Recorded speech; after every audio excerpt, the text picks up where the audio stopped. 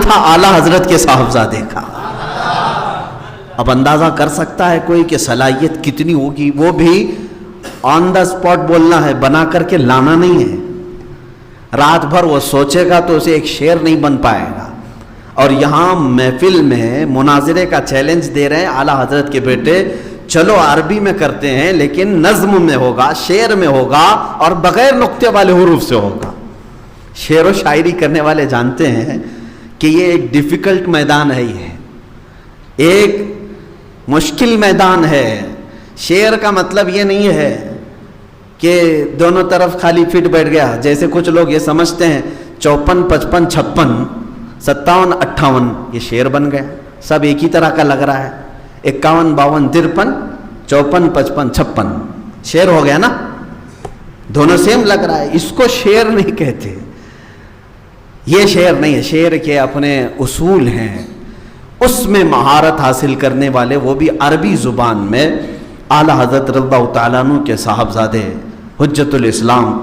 میں اور ان کی دیگر باتیں نہیں کرنا چاہتا، آج جو ہم بات کر رہے ہیں مفتی اعظم ہند رضی اللہ تعالیٰ عنہ، ان کو دیکھی ہوئی شخصیات اب بھی ہوں گی، ہبلی والے بھی ہوں گے۔ ہبلی میں بھی مفتی اعظم ہند کے دورے ہوئے ہیں، سنیت کے سلسلے میں ان کے یہاں تک بھی سفر ہوئے ہیں، اور تقریباً ہندوستان کے ہر علاقے میں وہ گئے۔ شدھی کرن نام کی ایک تحریک چلی تھی۔ بچوں آپ تاریخ پڑھو، یہ جو آج دھرم پریورتن کر رہے ہیں، گھر واپسی کی بات کرتے ہیں، کسی بھی مسلمان کو پکڑ کر کے اسے زبردستی ہندو بنانے کی جو کوشش ہے، آلریڈی یہ مفتی اعظم ہند کے زمانے میں ایک تحریک چلی تھی، 1 لاکھ سے زیادہ مسلمانوں کو انہوں نے ہندو بنایا تھا۔ ابھی تو کچھ بھی نہیں ہے اس کا، ان کے زمانے میں ایک بہت بڑا چیلنج تھا۔ اعلیٰ حضرت رضی اللہ تعالیٰ عنہ نے اسی شدھی کرن کو ختم کرنے کے لیے جماعت رضائے مصطفیٰ کی تشکیل فرمائی تھی۔ یہ جو تحریک ہے آج بھی ہے، موجود ہے۔ مفتی اعظم ہند رضی اللہ تعالیٰ عنہ اسی پلیٹ فارم سے علماء کو لے کر کے جو تبلیغ فرمائے، اس کا جواب نہیں، کئی علماء پنڈت بن کر کے کام کیے ہیں ان بہکے ہوئے مسلمانوں کو واپس لانے کے لیے۔ یہ جو اسلام چھوڑ کر کے ان کے دھرم میں واپسی کی جا رہی تھی، ان سب کے لیے مفتی اعظم ہند رضی اللہ تعالیٰ عنہ نے مسلسل 15 سے 20 سال خدمات انجام دیے۔ اس کا اثر کیا ہوا جانتے ہیں آپ؟ اللہ رب العزت جب اس کا کوئی بھی بندہ میدان میں اترتا ہے تو غیب سے ایسی مدد کرتا ہے۔ انہوں نے پوری تحریک چلائی تھی شدھی کرن۔ شدھی کا مطلب ہوتا ہے تم جو ہے پہلے یہ تھے، یہ مسلمان مغل بادشاہ لوگ آ کر کے تم کو مسلمان بنائے، تم واپس اپنے دین میں چلے آؤ۔ ہر جگہ یہی بھاشن اور سب کا دین چینج کرایا جا رہا تھا۔ یہ آزادی سے پہلے کی بات ہے، لیکن ان علماء نے اور خاص طور پر مفتی اعظم ہند رضی اللہ تعالیٰ عنہ نے ایسی خدمات انجام دی کہ وہ 1 لاکھ جو چھوڑ کر گئے تھے، الحمدللہ یہ پورے کے پورے واپس اسلام میں آئے، لیکن ساتھ میں 1 لاکھ اور غیر مسلم مسلمان بھی ہوئے اور نئے اسلام میں داخل ہوئے 1 لاکھ کے قریب۔ جو ان کے دوست و یار تھے وہ سب کے سب آ گئے۔ اسلام کی فطرت میں قدرت نے وہ لچک دی ہے، جتنا ہی دباؤ گے اتنا ہی وہ ابھرے گا۔ آج بھی یہ اسی کوشش پر چل رہے ہیں، دھرم پریورتن، گھر واپسی۔ آج مفتی اعظم ہند کی ہمیں ضرورت محسوس ہوتی ہے، اس طرح کے قائد کی ضرورت پیش آتی ہے۔ اعلیٰ حضرت رضی اللہ تعالیٰ عنہ کے شہزادے کے جو کام ہیں، تنظیمی کام، انہوں نے پورے ہندوستان کے علماء کو یکجا کیا تھا، سینٹرلائز کیا تھا ممبئی کی سرزمین پر۔ اور ایسے حالات تھے مفتی اعظم ہند رضی اللہ تعالیٰ عنہ کے زمانے میں، سنیوں میں اختلاف نظر نہیں آتا تھا۔ سنیوں میں اختلاف، بڑے بڑے جتنے خانقاہ کے پیران اعظام تھے، علماء تھے، مفتی اعظم ہند رضی اللہ تعالیٰ عنہ نے سب کو ایک جگہ جمع کر کے ایک تنظیم بنائی تھی، سنی جمعیت العلماء۔ ممبئی کی آج بھی ہے وہ، لیکن اس کے مقاصد پر نہیں ہے، یعنی مقاصد تو اس کے آج بھی موجود ہیں لیکن افراد نہیں ہیں اس میں آج اس طرح کے۔ اسی سنی جمعیت العلماء میں آپ کو میں بتاؤں، مفتی اعظم ہند ہیں، ماررہ شریف سے سید العلماء ہیں، کچھوچا شریف سے محدث اعظم ہند ہیں، مراد آباد سے صدر الافاضل نعیم الدین مراد آبادی ہیں، پیلی بھیت سے شیر بیشہ اہل سنت حشمت علی خان صاحب قبلہ ہیں، گھوسی کے حضور صدر الشریعہ ہیں، اکابرین وقت سب مفتی اعظم ہند کے پرچم تلے سب کو جمع کر کے رکھا گیا تھا، اور سب کے اوپر ایک کیسا کنٹرول تھا جانتے ہیں؟ کوئی بھی کسی بھی علاقے کا فتویٰ پوچھنے کے لیے آئے، کسی بھی عالم کے بارے میں فتویٰ نہیں دیا جائے گا جب تک یہ علماء کا پینل فیصلہ نہیں کرے گا۔ کسی بھی پیر کے بارے میں، کسی شخص کے بارے میں فتویٰ نہیں جائے گا، کیونکہ لوگ کھلواڑ کرتے ہیں نا فتوے کے ساتھ۔ یہ مفتی اعظم ہند رضی اللہ تعالیٰ عنہ کے بڑے کاموں میں سے ایک تھا، سنیت کو ایک جا جمع کرنے کے لیے، ایک پلیٹ فارم پر رکھنے کے لیے انہوں نے اپنی پوری زندگی قربان کی ہے۔ کئی معاملات ایسے آتے ہیں کہ آپسی فقہی اختلافات ہوتے ہیں، فقہی اختلافات میں بھی مفتی اعظم ہند رضی اللہ تعالیٰ عنہ نے ہمیشہ لوگوں کو صلح کرانے کی کوشش فرمائی۔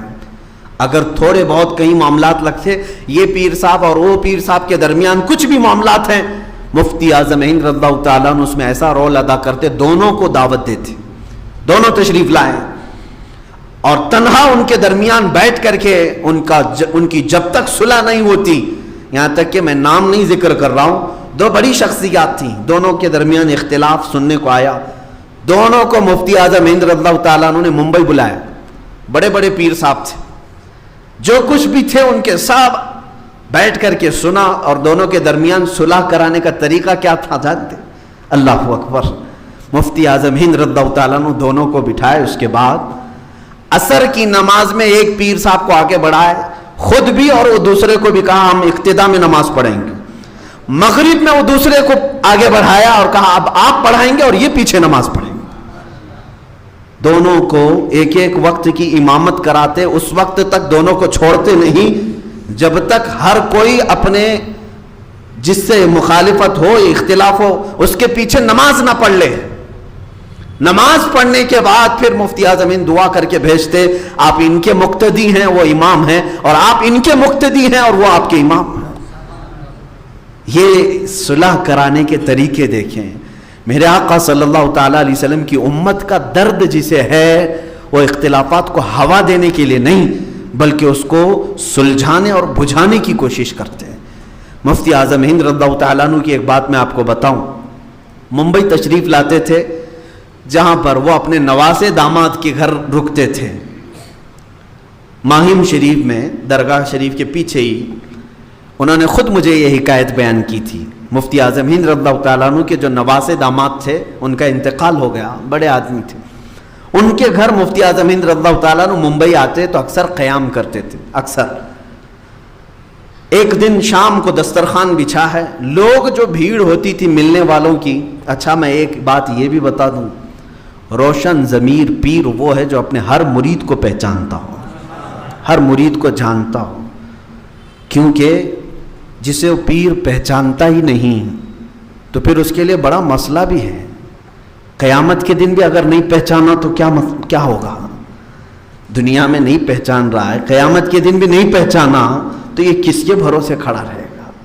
بیعت جو کرتا ہے بندہ اس نیت سے کہ اگر قیامت میں ڈوبنے لگوں تو پیر تو سنبھال لے گا۔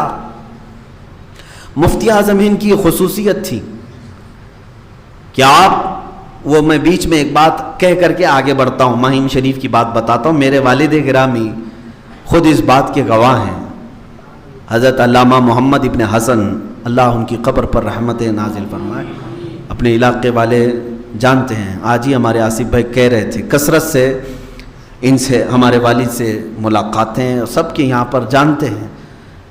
سن 1963 میں 63 میں جامعہ اشرفیہ مبارک پور میں میرے والد پڑھتے تھے، پڑھنے کے زمانے میں مفتی اعظم ہند آئے تھے، تو بچپن میں طالب علمی کے زمانے میں مفتی اعظم ہند کے ہاتھ پر بیعت ہو گئے، سارے شاگرد جو پڑھ رہے تھے سب بیعت ہو رہے تھے، بریلی شریف کے بڑے حضرت آئے، مفتی اعظم ہند آئے، اعلیٰ حضرت کے شہزادے آئے ہیں، ان کے ہاتھ پر سب بیعت، کیونکہ مبارک پور جامعہ اشرفیہ کے جو بانی ہیں حافظ ملت، جو مبارک پور کے جامعہ اشرفیہ کے فاؤنڈر ہیں، وہ مفتی اعظم ہند کی بڑی قدر کرتے تھے اور اپنے سارے بچوں کو بتاتے تھے کہ جب بھی وہ تشریف لائیں تو سب تم لوگ بیعت ہو جاؤ، ان سے بیعت ہونے میں تمہارا عقیدہ بھی محفوظ رہے گا، عمل بھی محفوظ رہے گا، تو سب کو بیعت کراتے۔ سن 1963 میں بیعت ہوئے، پھر فراغت ہو گئی، تقریباً 68 میں یا 67 میں میرے والد ہبلی تشریف لائے تھے.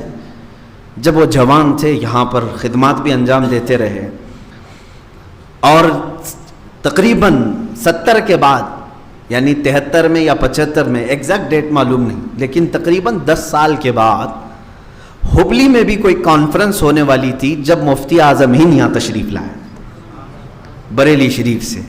اس میں بڑے بڑے علماء آئے تھے ہبلی میں.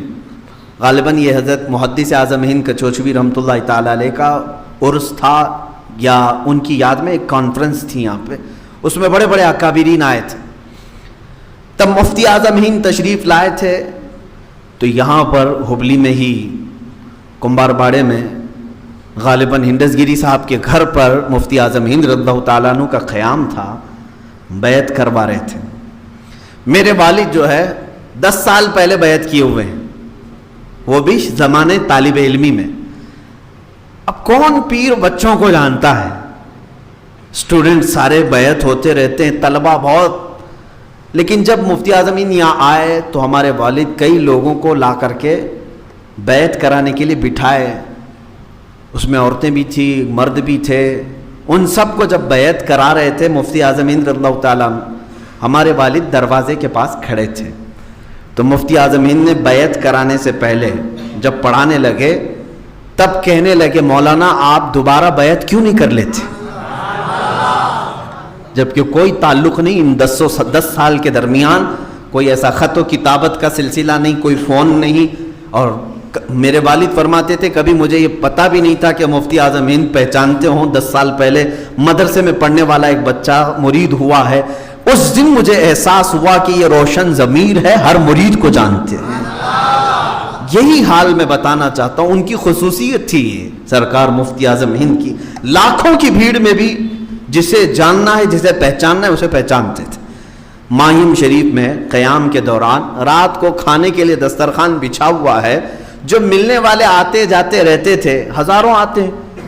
آپ نے کھانا شروع کرنے سے پہلے ہی لوگوں سے پوچھا, فلاں ایک مرید ہمارا آتا تھا کرلا سے, وہ کیوں نہیں آیا؟ 2 دن ہو گئے مجھے آ کر کے, ملاقات کے لیے ابھی تک نہیں آیا, جبکہ وہ ہمیشہ میرے آنے سے پہلے کھڑا رہتا تھا, کیوں نہیں آیا؟ اب سنیے لوگوں نے کیا کہا, حضور چھوڑیے اس کو, وہ وہابی ہو گیا ہے, وہابی ہو گیا ہے, چھوڑیے اس کو, اب ہمارے مجمع میں بھی آنا جانا نہیں اس کا. آپ جلال میں کھڑے ہو گئے, کہا چھوڑ دوں, میرا مرید وہابی ہو گیا, اگر بدعقیدہ ہو جائے گا میں کیسے چھوڑ دوں؟ ہاتھ میں دیا ہے. یہ ہوتی ہے پیر کی فکر. کوئی اگر بگڑ گیا تو کیا کہیں گے اس کو, چھوڑ دو, جانے دو؟ نہ, اصلی پیر وہ ہے جو اس کی موت تک اس کے لیے کوشش کرتا رہے, موت تک اس کے لیے کوشش کرتا رہے. مفتی اعظم ہند رضی اللہ تعالیٰ نے فرمایا فوراً اس کو بلاؤ. لوگ آپس میں چیمی گوئیاں کرنے لگے, اس کی کیا حیثیت ہے, اس کو بلائیں گے ہم. وہ ایک عام آدمی تھا, تجارت کرتا تھا, تاجر آدمی تھا.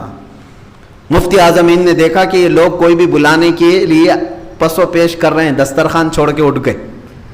اپنے ڈرائیور کو بلایا, خادم کو, گاڑی نکالو, گھر کے باہر گاڑی ہے. اب جب آپ کو جلال آتا تو کسی کو بات کرنے کی جرت بھی نہیں تھی. سامنے موجود لوگوں سے پوچھا, کیا اس کا پتہ جانتے ہو کس گھر میں رہتا ہے؟ ایک صاحب نے کہا حضور میں جانتا ہوں. کہا چلو, لے کر کے گاڑی چلے. رات کا وقت ہے.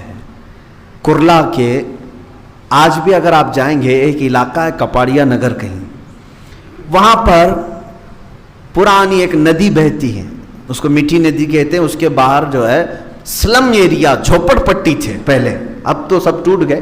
جھوپڑ پٹی, سب پترے کے گھر بنائے ہوئے. وہاں گاڑی جا کر کے روک دیا ڈرائیور نے, اور راستہ بتانے والے نے کہا کہ حضور اسی میں اندر گلی میں اس کا ایک گھر ہے, آپ یہاں گاڑی میں تشریف رکھیں, میں جا کے لاتا ہوں. آپ فوراً گاڑی سے اتر گئے. میں خود چلتا ہوں اس کے گھر, میں اس کے گھر چلتا ہوں. لوگ روکتے رہے. مفتی اعظم ہند رضی اللہ تعالیٰ عنہ گاڑی سے اتر گئے, اور جب جانے لگے تو کیچڑ تھا, کیچڑ پورے پیروں میں آ گیا. شہزادہ اعلیٰ حضرت کی بات کر رہا ہوں, جس کی ایک جھلک کے لیے لوگ بے قرار رہتے تھے. وہ کیچڑ میں چلتے ہوئے اس گلی کے اندر گئے, اور جب گھر جو ہے بہت چھوٹا اندر تھا, وہاں پہنچے اور لوگوں نے دستک دی، دروازہ اسی شخص نے کھولا جو آپ کا مرید تھا۔ جیسے ہی وہ گھر کے باہر مفتی اعظم ہند کو دیکھا اس کا بدن کانپنے لگ گیا، کہا کہ حضور میرے گھر تک کیسے تشریف لائے؟ تو مفتی اعظم ہند رضی اللہ تعالیٰ عنہ نے صرف اتنا فرمایا، سنا ہے کہ تو ہم سے روٹھا ہوا ہے، میں تجھے منانے آیا ہوں۔ اللہ اکبر! جب کوئی یہ کہے، میرے عزیزو، یہ عادتیں ہیں مصطفیٰ کریم صلی اللہ علیہ وسلم کی۔ اگر کوئی فجر کی نماز میں نہیں آتا تو میرے آقا اس کے گھر تک چلے جاتے تھے، معلوم تو کر کے آؤں اس بندے کے ساتھ کیا ہوا ہے۔ صحابہ کو لے کر کے چلے جاتے، کہیں بیمار تو نہیں، آج مسجد کیوں نہیں آیا؟ اگر بیمار تھا تو یہ عادت ہو جاتی، اور بیمار نہیں تھا ویسے ہی سویا تھا تو شرم کے مارے دوبارہ کبھی نہیں سوئے گا کہ میرے گھر پوچھنے کے لیے مجھے آ جائیں گے۔ یہ سنت مصطفیٰ ہے۔ مفتی اعظم ہند رضی اللہ تعالیٰ عنہ کی اتنی بات سن کر کے وہ کپڑے پہنا، جلدی سے بھاگتا ہوا آیا، قدموں کو پکڑا۔ آپ نے فرمایا چلو میرے ساتھ چلو، گاڑی میں بیٹھو۔ لے کر کے آئے، دسترخوان ویسے ہی بچھا ہوا تھا۔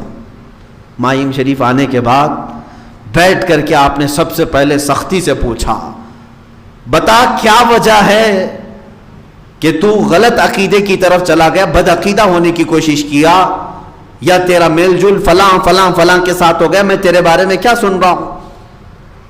تو اس نے ڈرتے ہوئے کہا کہ حضور بات صرف اتنی ہے، تجارت کرتا ہوں تو تجارت میں لین دین میں سب کے ساتھ معاملات ہوتے رہتے ہیں، بس اس سے زیادہ میرا دلی لگاؤ کسی سے نہیں، میں آج بھی اہل سنت و جماعت پر، بس تجارت کے معاملات میں لین دین میں معاملات ہوتے ہیں حضور، لیکن یہ سارے لوگ، یہ جتنے مرید ہیں، انہوں نے سب مجھے دھکا دے کر کے الگ کر دیا، صرف میری اتنی بات کو لے کر کے انہوں نے مجھے کہا کہ تو بدعقیدہ ہو گیا ہے، تو وہابی ہو گیا ہے، تجھے اہل سنت و جماعت سے نکار دیا گیا ہے۔ یہ سب باتیں انہوں نے کہہ کر کے مجھے نکال دیا، واپس مجھے آنے کی ہمت نہیں ہوئی، اسی لیے سرکار آپ کی بارگاہ میں نہیں آ سکا۔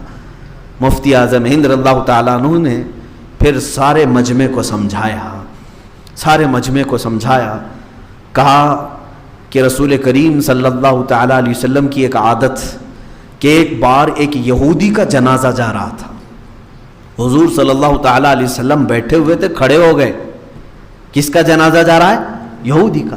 کھڑے ہو گئے اور حضور اکرم صلی اللہ علیہ وسلم کی آنکھوں میں غم کے آثار نظر آئے، آنسوں کے تھے۔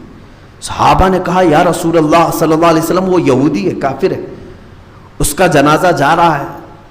آپ نے فرمایا میں اس کو جانتا ہوں، پہچانتا ہوں، مجھے غم اس بات کا ہے، کاش اس کی زندگی میں میں اس تک ایک بار بھی پہنچا ہوتا اور اس کو دعوت دین دیا ہوتا، شاید وہ میرے دین کو قبول کر لیتا اور آج جنت کی طرف جا رہا ہوتا۔ میں اس کی زندگی میں اس تک نہیں پہنچ سکا، مجھے اس بات کا افسوس ہے۔ وہ اللہ کے نبی صلی اللہ تعالیٰ علیہ وسلم اس بات کا غم رکھتے تھے کہ میں ہر ایک تک پہنچوں، ہر ایک کو ایمان ملے، اور تم لوگوں نے اپنی جماعت میں سے کسی ایک کو ایسے کیسے خارج کر دیا؟ وہ بھی مفتی اعظم ہند کے ہاتھ پر ہاتھ دیا ہوا شخص، اس کو نکال کر باہر کر دیا کہ سنی نہیں ہے۔ مفتی اعظم ہند رضی اللہ تعالیٰ عنہ نے سب کو تنبیہ کی اور کہا کہ ان معاملات میں جب بھی ایسی کوئی بات آئے علماء اور مفتیان اعظام کے سامنے رکھیں، خود سے کسی کو فتوے دے کر نہ نکالیں۔ سختی کے ساتھ جب آپ نے فرمایا، اور پھر اس شخص کو بھی تنبیہ کی کہ معاملات کیا ہیں، موالات کیا ہیں، کس حد تک آپ غیر مسلمین سے تعلقات رکھ سکتے، یہ سارے اصول سمجھائے، اور پھر اس سے کہا کہ عہد کرو کہ اہل سنت و جماعت پر مضبوطی سے قائم رہوں گا۔ اس نے کہا حضور اس سے میں بال برابر بھی نہیں ہٹوں گا، بس تجارت کے معاملات تھے اس لیے میں چلا گیا۔ یہ تھا فکر امت جس کو کہتے ہیں مفتی اعظم ہند رضی اللہ تعالیٰ عنہ کی۔